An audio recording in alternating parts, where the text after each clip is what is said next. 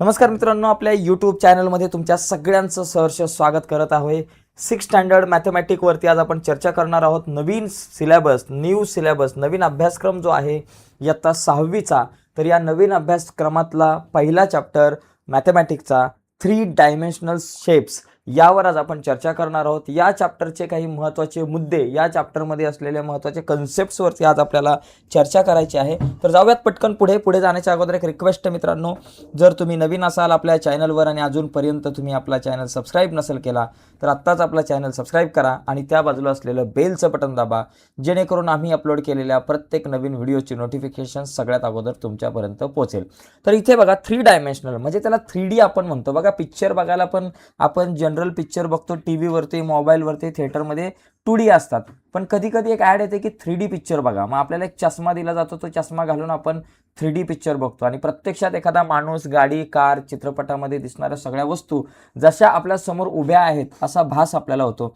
अशा प्रकारे 3D शेप्सच्या संदर्भात आपल्याला इथं आज चर्चा करायची। तर बघा इथे आपल्याला वेगवेगळ्या प्रकारच्या डायग्राम्स, चित्र दिलेली आहेत आणि ही चित्र आपल्याला काय करायची आहेत की बाबा identify the shapes of the following objects and classify them as 2 dimensional and 3 dimensional. तर याला आपल्याला 2 डायमेन्शनल आणि 3 डायमेन्शनलमध्ये काय करायचे, क्लासिफाय करायचे की कुठले शेप्स जे आहेत ते 2 डायमेन्शनलमध्ये येतील आणि कुठले 3 डायमेन्शनलमध्ये येतील ते आपल्याला बघायचं आहे। आता इथे बघा 2 डायमेन्शनलमध्ये काय, आता ड्रम जो आहे हा 3 डायमेन्शनलमध्ये आहे। तर इथं ड्रम जो आहे आपण त्याला आपण म्हणू बाबा हा 3D आहे, 3 डायमेन्शनलमध्ये आहे। त्याच्यानंतर सरफेस ऑफ टेबलचा जो सरफेस आहे हा 2 डायमेन्शनलमध्ये येईल, तो ऑलरेडी इथं लिहिलेला आहे। आता बघा रीड पाईप, आता रीड पाईप जो आहे तो कशामध्ये येईल बाबा, 3 डायमेन्शनलमध्ये येईल। रीड पीप आपण म्हणू शकतो, हा 3 डायमेन्शनलमध्ये येईल। त्याच्यानंतर हा कॅरम बोर्ड जो आहे, कॅरम बोर्डचा सरफेस हा 2D मध्ये येईल। कॅरम बोर्ड सरफेस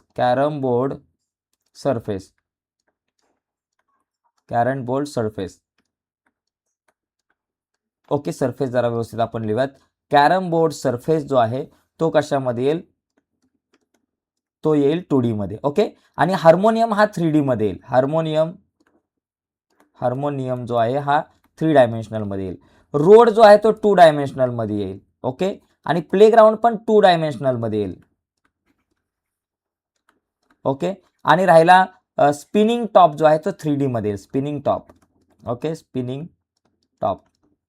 टॉप जो आहे तो कशामध्ये आला आपला, 3 डायमेन्शनलमध्ये आला। अशा प्रकारे हा चार्ट एकदम सोपा आहे मित्रांनो, जास्त काय अवघड नाहीये। आता डायमेन्शनलचा जर विचार केला तर एक 1 डायमेन्शनल येतो, 1 डायमेन्शनल 1D, म्हणजे एखादा तुमचा जो पॉईंट असेल तो 1 डायमेन्शनलमध्ये येते। लाईन जी आहे ती 1 डायमेन्शनलमध्ये येते। एखादी सेगमेंट आहे ती 1 डायमेन्शनलमध्ये येते। जिथे एकच लाईन असेल तर ही बघा लेंथ आपण ती 1 डायमेन्शनलमध्ये नेहमी लेंथ असते।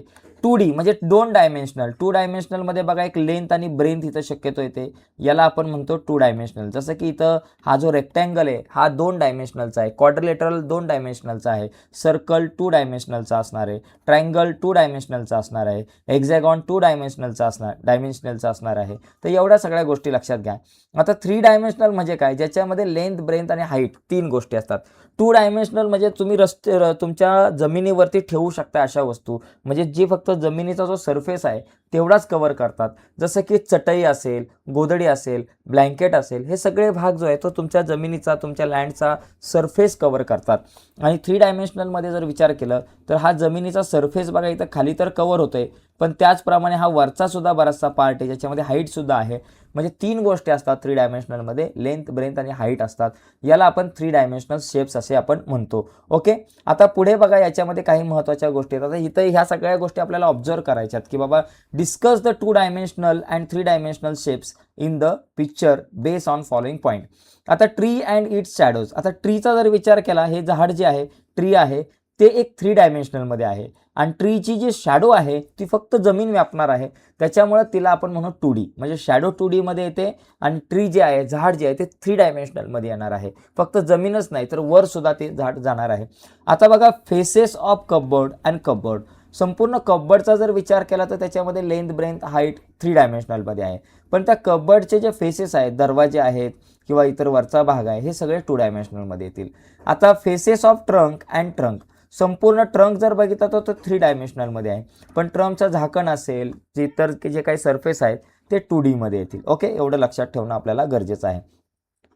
जशी ही माचीस जी आहे तुम्हाला इथं दिसते, ओके, मॅच बॉक्स जो आहे हा कधी सुद्धा 3D मध्ये असतो आणि याच्यामध्ये असणारा प्रत्येक सरफेस हा 2D मध्ये असणार आहे. आता इथे बघा, इथे 2 डायमेन्शनल शेप्स. आता इथं बघा 2 डायमेन्शनलचा एक आपल्याला काय दिलेला आहे, 2 डायमेन्शनल असलेला एक शेप दिला आहे. याच्यामध्ये आपल्याला काय आहे बाबा, एक रेक्टँगल आहे आणि हा 3D असलेला शेप आहे. 2 डायमेन्शनलमध्ये जर तुम्ही बघितलं, व्हर्टेक्स, 1 व्हर्टेक्स, 2 व्हर्टेक्स, 3 व्हर्टेक्स आणि 4 व्हर्टेक्स. इथं किती व्हर्टेक्स तयार झाले 2 डायमेन्शनलमध्ये? 4 व्हर्टेक्स या ठिकाणी आपल्याला तयार झालेत. 2 डायमेन्शनल मधले जे काही व्हर्टेक्स असतात त्याच्यामध्ये दोन साईड मिळून एक व्हर्टेक्स तयार होतो. 2 साईडचा इंटरसेक्टिंग पॉईंट हा एक व्हर्टेक्स असतो. ओके, आणि याला जर बघितलं तर आपल्याकडे 4 साईड आहेत. पण 3D मध्ये जर बघितलं तर 3D मध्ये बघा किती व्हर्टेक्स आले इथं, 1 2 3 4, हे वरचे 4 तर आहेच, मग खाली 1 2 3 4, एकूण 8 व्हर्टेक्स या ठिकाणी इथं आपल्याला दिसले. एज, आता इथं 2D मध्ये जशी साईड असते तशी इथं एज असते. इथं एज किती, 1 2 3 4, 4 उभ्या एजेस. त्याच्यानंतर वरती बघा 1 2 3 4, वर 4 एजेस आणि खाली 4 एजेस. अशा टोटल एजेस इथं किती झाल्या, 12 एजेस झाल्या. आणि फेसेसचा जर विचार केला तर एकूण टोटल इथं 6 फेसेस असतात, म्हणजे 6 तुम्हाला इथं रेक्टँगल्स दिसतील. अशा प्रकारे तुम्ही रेक्टँगल आणि हा क्युबॉइड जो आहे याचा तुम्ही विचार करू शकताय. ओके, क्युबॉइड आणि रेक्टँगलचा. आता इथं बघा 2 डायमेन्शनल शेप्स आणि 3 डायमेन्शनल शेप्सचा जर तुम्ही या ठिकाणी कम्पेअर करायला गेलं तर इथे बघा, the common point 2 sides is a vertex. 2 साइडचा कॉमन पॉईंट इथं व्हर्टेक्स असतो आणि इथं 3 ऑर मोर एजेसचा जो काही कॉमन पॉईंट आहे त्याला आपण व्हर्टेक्स म्हणतो. ओके, त्याच्यानंतर line segment connecting 2 adjective vertex. आता पुढचा एवढा बघा डिटेलमध्ये बघायची गरज नाही, तुम्हाला फक्त कन्सेप्ट कळायला विषय संपल्या. महत्त्वाच्या गोष्टी मी डिटेलमध्ये सांगणार आहे. आता इथे बघा हे सगळे शेप 2D आहे. ओके, 2D जे शेप्स आहेत, आता याच्यामध्ये जर बघितलं तर इथे बघा नेम आहे ट्रायंगल. ट्रायंगल ही फिगर आहे. नंबर ऑफ व्हर्टेक्स किती, 1 2 3 व्हर्टेक्स आहे आणि 3 साईड्स आहेत, 1 2 3. ओके, त्याच्यानंतर आपण जर दुसरा पॉईंट बघितला याच्यामध्ये बघा, हा आहे क्वाड्रिलेटरल. नंबर ऑफ व्हर्टेक्स किती, 1 2 3 आणि 4. नंबर ऑफ व्हर्टेक्स 4 आणि साईड बघा 1 2 3 4, साईड पण 4. इथं पेंटॅगॉनमध्ये बघा, इथं काय बाबा, नंबर ऑफ व्हर्टेक्स किती, 1 2 3 4 5 5 आणि नंबर ऑफ साईड 5 असणार आहे. हेक्झॅगॉनमध्ये नंबर ऑफ व्हर्टेक्स 6 आणि नंबर ऑफ साईड 6 येणार आहे. त्याच्यानंतर इथं हेप्टॅगॉनमध्ये नंबर ऑफ 7 आणि नंबर ऑफ व्हर्टेक्स 7 आणि नंबर ऑफ साईड 7. इथं याला ऑक्टॅगॉन आपण म्हणू शकतो. ऑक्टॅगॉन हा आहे आपल्याकडे ऑक्टॅगॉन. आता ऑक्टॅगॉनचा जर विचार केला, जिथं तुम्हाला 6 साईड्स असतात या ठिकाणी, त्याला आपण म्हणतो ऑक्टॅगॉन. आणि या ऑक्टॅगॉनचा जर आपण या ठिकाणी विचार केला तर ऑक्टॅगॉनला जो आहे 8 व्हर्टेक्स असणार आहे आणि 8 साईड असणार आहे. तर अशा प्रकारे आपण या सगळ्या गोष्टी समजून घेऊ शकतो. ठीक आहे, हा चार्ट जो आहे तो समजून घेतलेला आहे. तर आता आपण जरा ही स्पेलिंग जरा व्यवस्थित आपण इथं जरा लिहितो म्हणजे तुम्हाला नीट दिसेल. ऑक्टॅगॉन. ओके, ऑक्टॅगॉन झाला. ओके, चला आता पुढे जाऊयात आपण. पुढचा पॉईंट इथे बघा, 8 साईड आहेत, 1 2 3 4 5 6 7 8, 8 साईड्स आहेत आणि 8 व्हर्टेक्स आहेत. जरा चेक करा. पुढे बघा, आता आपल्याला बघा, इथे बघा एक प्रिझम आहे, ट्रायंग्युलर प्रिझम. याच्यामध्ये हा एक ट्रायंगल तुम्हाला दिसला. आता ह्या ट्रायंगलच्या वर आपण आणखी इतर काही ट्रायंगल्स ठेवले. या एका ट्रायंगलच्या वर आपण ट्रायंगल ठेवले बघा इथं अशा प्रकारे. तर अशा प्रकारे हे ट्रायंगल ठेवल्यानंतर इथे एक प्रिझम तयार होतो. या प्रिझममध्ये जसं आहे तर समोर एक तुम्हाला रेक्टँगल दिसतोय, तसं इकडच्या बाजूला एक रेक्टँगल खाली असेल इकडच्या बाजूला. ओके, बघा या डायग्राममध्ये तुम्हाला स्पष्ट दिसतोय बघा, हा एक रेक्टँगल तुम्हाला इथं दिसेल आणि या बाजूला एक रेक्टँगल तुम्हाला इथं दिसेल आणि समोरचा आपला हा रेक्टँगल. ठीक आहे, तर या सगळ्या गोष्टी इथे तुम्हाला या ठिकाणी या डायग्राममध्ये दिसणार. आता या डायग्राममध्ये जर आपण नीट बघूयात याच्यामध्ये नेमकं काय असतंय. हा एक 3D जो ट्रायंग्युलर प्रिझम आहे त्याच्यामध्ये बघा काय, याच्यामध्ये बघा ट्रायंग्युलर फेसेस किती असणार आहे बघा. एक वर एक ट्रायंग्युलर फेसेस असणार आहे आणि खाली एक असणार आहे, म्हणजे ट्रायंग्युलर फेसेस इथं 2 असणार आहे. एजेसचा जर विचार केला तर बघा इथं वर तुम्हाला 3 एजेस दिसणार आहे वरच्या ट्रायंगलचा आणि सगळ्यात खाली एक असा ट्रायंगल असेल त्याच्या 3 एजेस म्हणजे 6 एजेस दिसणार आणि उभ्या 1 2 आणि 3 बघा इथं 1 2 आणि 3 उभ्या एजेस आहे. ओके, म्हणजे टोटल 9 एजेस आपल्याला या ठिकाणी इथं दिसतील. आणि व्हर्टेक्सचा जर तुम्ही विचार केला, व्हर्टेक्स बघा इथं जरा नीट व्यवस्थित बघा, व्हर्टेक्स किती आहेत, हा 1 2 3, वरचे 3 व्हर्टेक्स, खाली 1 2 आणि 3, टोटल 6 व्हर्टेक्स आपल्याकडे असणार आहे. आणि व्हर्टिकल फेसेस म्हणजे उभे फेसेस किती बाबा 3 असणार आहेत. 3 आपल्याकडे या ठिकाणी तुम्हाला रेक्टँगल आहे, त्याच्यामुळे व्हर्टिकल फेसेस 3 आहे आणि ट्रायंग्युलर फेसेस खाली एक आणि वर एक असे 2 असणार आहे. ठीक आहे. त्याच्यानंतर पुढचा पॉईंट बघा, हा रेक्टँग्युलर प्रिझम बघा, क्युबॉइड ज्याला आपण म्हणू. क्युबॉइडचे बघा, क्युबॉइडला जर आपण विचार केला तर फेसेस किती असतात? टॉपचा तर एकच फेसेस आहे. व्हर्टिकल जर तुम्ही बघितलं, व्हर्टिकल फेसेस तुम्हाला किती मिळणार आहे? 4 मिळतील आणि जो खाली जो असणार आहे तुमच्याकडं बॉटम फेसेस तो वर आहे. इथं टोटल 6 फेसेस असतात आणि त्याच्यानंतर तुम्हाला माहिती आहे याच्यामध्ये बघा, cuboid has dot dot vertices. Vertices किती? 1 2 3 4 5 6 7 8 8 व्हर्टायसेस या ठिकाणी तुम्हाला इथं मिळणार आहे. ओके, 8 व्हर्टायसेस आहेत आणि त्याच्यानंतर आपल्याला इथं अजून काय बाबा दिलंय? रेक्टँग्युलर फेसेस टोटल इथं 6 असणार आहे, 6 असणार आहेत आणि एजेस बघा 1 2 3 4 4 उभ्या आणि वरती 4 आहेत, 1 2 3 4 आणि खाली 4 आहेत. ओके, 4 उभ्या आहेत, वर 4 आहेत, खाली 4 आहेत, टोटल 12 एजेस या ठिकाणी इथं असणार आहे. ठीक आहे. आता पुढे बघा, पुढचा एक आपल्याकडे आहे सिलेंडर. सिलेंडरचा जर विचार केला तर आता एक सर्कल आहे, समजा हे सर्कल म्हणजे तुमच्याकडे एक मारी बिस्किट आहे. एक मारी बिस्किट म्हटलं की तो सर्कल होतो, पण एका मारी बिस्किटवरती अनेक मारी बिस्किटं जर तुम्ही ठेवली तर अशा प्रकारे तुम्हाला एक सिलेंडर मिळणार आहे. तर या सिलेंडरमध्ये जर बघितलं तर सर्क्युलर फेसेस एक वर असतो आणि खाली असतो, असे 2 सर्क्युलर फेसेस असतात. बरोबर, सर्क्युलर फेसेस 2 असतात.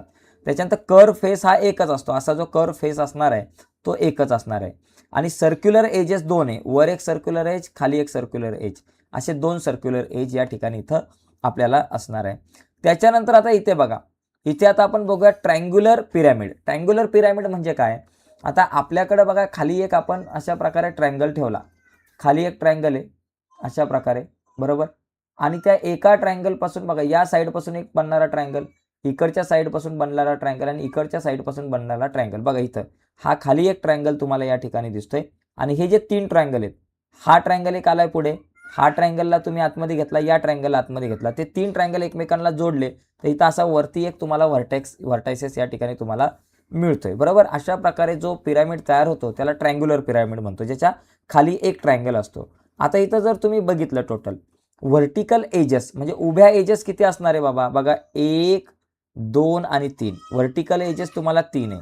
बॉटम एज किती? 1 2 3, बॉटम एजेस 3 आहे. टोटल 3 एजेस तुम्हाला या ठिकाणी मिळणार आहेत बघायला. ओके, त्याच्यानंतर आता इथे बघा व्हर्टायसेस 4 आहेत, 4 आहेत, ट्रायंग्युलर फेसेस 4 आहेत आणि एजेसचा जर तुम्ही विचार केला टोटल व्हर्टिकल एजेस आणि बॉटम एजेस पकडून तुम्हाला 3 + 3 6 एजेस या ठिकाणी असणार आहे. आता आपण इथं व्हर्टायसेस तर 4 लक्षात आला, पण ट्रायंग्युलर फेसेस 4 कसे काय ते आपण जरा समजून घेऊ. बघा ट्रायंग्युलर फेसेस 4 कसे काय? बघा ना, हा एक ट्रायंगल आहे वरचा, हा एक ट्रायंगल आहे आणि हा एक ट्रायंगल आहे, हे 3 ट्रायंगल आणि हा चौथा ट्रायंगल, असे 4 ट्रायंगल मिळून आपल्याला हा ट्रायंग्युलर पिरॅमिड मिळालेला आहे. त्याच्यामुळे इथं 4 ट्रायंग्युलर फेसेस असणार आहे. आता इथे बघा स्क्वेअर पिरॅमिड. स्क्वेअर पिरॅमिड म्हणजे खाली स्क्वेअर असतो बघा अशा प्रकारे, हा खाली दिलाय तुम्हाला स्क्वेअर, स्क्वेअरचे किती साईड आले? 4 साईड आले. बरोबर, आता इथं टोटल एजेस किती बघा, ह्या 4 एजेस आल्या, 4 साईड म्हणजे 4 एजेस आणि नंतर ह्या 4 एजेसचे जे 4 व्हर्टेक्स आहेत त्यांना तुम्ही वरती घेतला अशा प्रकारे 1 2 3 आणि 4, त्याचे 4 एजेस, 4 आणि 4 टोटल तुम्हाला इथं 8 एजेस असणार आहे. किती एजेस असणार आहे? 8 एजेस असणार आहे. त्याच्यानंतर व्हर्टायसेसचा जर विचार केला तर खालचे 4 व्हर्टायसेस आणि वरचा हा एकच व्हर्टायसेस आहे. टेकून तुम्हाला किती? 5 व्हर्टायसेस या ठिकाणी दिसणार आहे. ट्रायंग्युलर फेसेस किती? 1 2 3 आणि 4 ट्रायंग्युलर फेसेस असणार आहे आणि स्क्वेअर फेस हा खाली एक असणार आहे, म्हणजे स्क्वेअर फेस किती? 1 असणार आहे. अशा प्रकारे आपण ही कन्सेप्ट समजून घेऊ शकतो. आणि आता कोन आहे, कोनाचा जर विचार केला, कोन म्हणजे बघा आईस्क्रीमचा आपल्याकडे कोन असतो, जोकरची टोपी या कोनाच्या आकारची असते, ज्याला मराठीत शंकू म्हणतो.